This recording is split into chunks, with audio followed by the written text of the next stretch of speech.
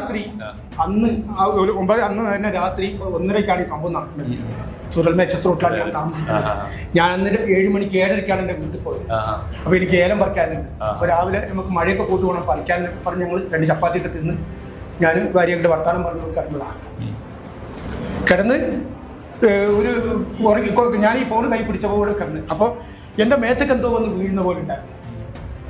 ഒരു മണി ഫസ്റ്റത്തെ ഉറക്കം ഞാൻ ഉറങ്ങി. ഒരു 12 മണിക്കാണ് ഉറങ്ങുന്നത് തന്നെ. കുറേ നേരം മൊബൈൽ കണ്ടിട്ടാണ് ഉറങ്ങുന്നത്. അതിനുശേഷം മേത്ത് ഉറങ്ങി എന്താന്ന് അപ്പം എണ്ണിച്ചപ്പോൾ എന്നെ കൊണ്ട് എണ്ണിക്കാൻ പറ്റില്ല. വെള്ളം അയക്കില്ല. ഞാൻ വെള്ളത്തിൽ അപ്പം എന്നെ രക്ഷിക്കാൻ വേണ്ടി ഓടി വന്നു എൻ്റെ ഭാര്യ തൊട്ടടുത്ത് വേറൊരു കട്ടില്ല.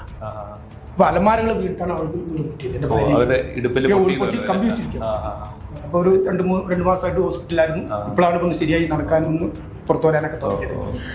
അങ്ങനെ അത് കഴിഞ്ഞ് ഞങ്ങൾ ഇത് പോകുന്നു. എൻ്റെ വീട്ടിൽ വെള്ളം ഇത്ര ഇത് പൊക്കത്തിലായി വെള്ളം. എൻ്റെ ഊൺമേശയൊക്കെ ഇതിൻ്റെ മേലെ കിടന്ന് അടിക്കുക. അപ്പോൾ വീട്ടിൽ പൈസ ഉണ്ട്, സ്വർണ്ണമുണ്ട്, പല സാധനം. ഒരു സാധനം ഉടുത്തുണിക്കും ഞാൻ വെച്ചിട്ടാണ് കൊടുത്തിരിക്കുന്നത്. ഒരു ബനിയനും വെച്ചിട്ട് മാത്രമേ എനിക്ക് കിട്ടിയത്. അപ്പോൾ വെച്ചിട്ടാണ് എൻ്റെ വീട് എണിച്ച് ഓടാനുള്ള പരിപാടിയായിരുന്നു. അപ്പോൾ സുഖമില്ലാത്തൊരു പെങ്ങളുണ്ട് എൻ്റെ കൂടെ. അവരെ ഇറക്കാൻ ലേശം വൈകിപ്പോയി. 10-15 മിനിറ്റ് വൈകിപ്പോയി. അവരെ ഇറക്കി പുറത്തിറക്കാൻ പറ്റും. അപ്പോഴത്തെ വീട് ഒരു അരവാതിലുള്ളത് കൊണ്ട് ഞാൻ രക്ഷപ്പെട്ടതാണ്. ഒരു അരവാതിൽ വീട്ടിൽ കുശിനി ഭാഗത്തുള്ളത് കൊണ്ട് അതിൻ്റെ പുറത്തെൻ്റെ പെങ്ങളെ എടുത്ത് വെച്ച് എൻ്റെ മകനും ഏട്ടൻ്റെ മകനും കൂടി എടുത്ത് പുറത്താക്കി.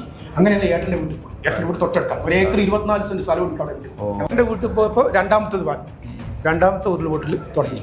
വലിയ കല്ലും മണ്ണും ഒക്കെ വരുന്ന കടല് പോലെയാണ് ഈ വീടിൻ്റെ മേലെ. ഇത് വീടിങ്ങനെ ആടുക.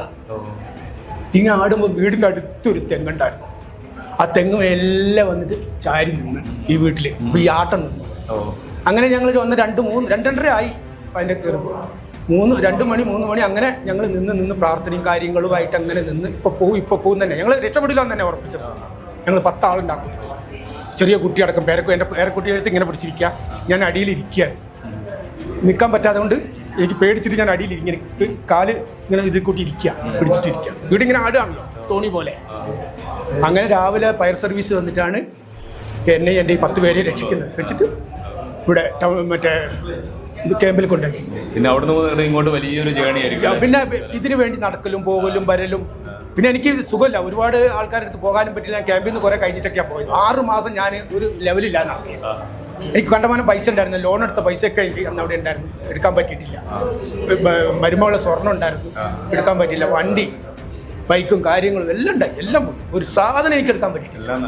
എല്ലാം നഷ്ടം. 26 കിലോ ഏലം ഉണ്ട് അന്ന് ഞാൻ ഈ വെള്ളം കയറുന്ന 26 കിലോ ഏലം വില കൂടാൻ വേണ്ടി കൊണ്ടുവച്ചതാണ്. കടയിൽ കൊണ്ടുപോയിട്ട് തിരിച്ചു കൊണ്ടുവന്ന് വെച്ചതാണ്.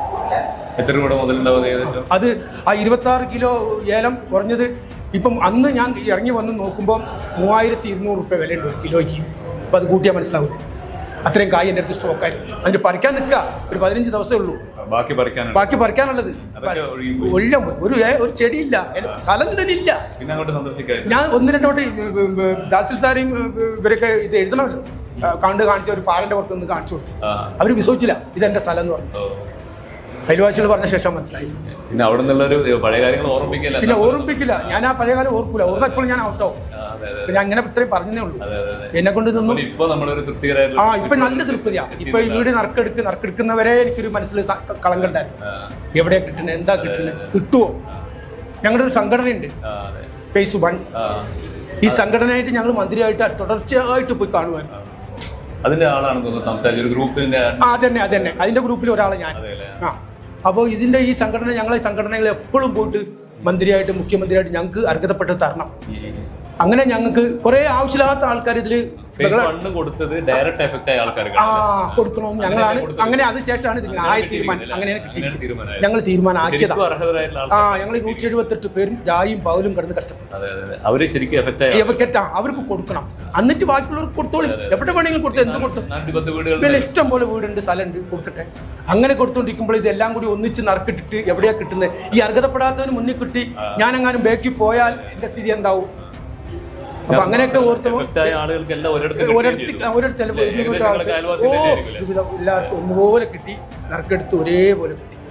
ഇപ്പൊ സന്തോഷത്തിലെന്ന് പറഞ്ഞാൽ സന്തോഷം കൊണ്ട് ആഘോഷിക്കാൻ നമ്മളെ മനസ്സിലിപ്പം നല്ല തൃപ്തിയാണ്.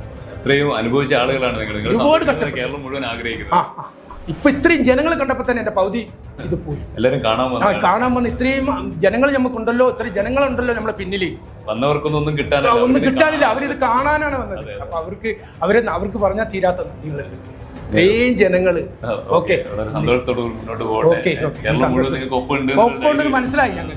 ഇനി ഞങ്ങൾക്ക് ഒരു പേടിയില്ല, ഒരു പേടി പൊതുവേ ഇല്ല. ഇത് കഴിഞ്ഞപ്പോ തന്നെ ഞങ്ങൾ എത്ര ജനങ്ങളാ. കേരളമാണ് നമ്മളത്, ഇത് കേരളമാണ്. ഇത് കേരളത്തിൽ ഇങ്ങനെ തന്നെ നടക്കൂ. ഇതാണ് കേരളം. ഞങ്ങൾക്ക് ഇങ്ങനെ ഒരു കാര്യം ഈ നാട്ടിൽ മൊത്തം ജനങ്ങളും വന്ന് എവിടെ കിടന്ന ആൾക്കാരാണ് ഞങ്ങളൊക്കെ ഇവിടെ വന്നത്. അപ്പോൾ ഇത് എല്ലാവർക്കും മനസ്സാക്ഷിയുള്ള മനുഷ്യന്മാരാണ് കേരളത്തിലുള്ളത്.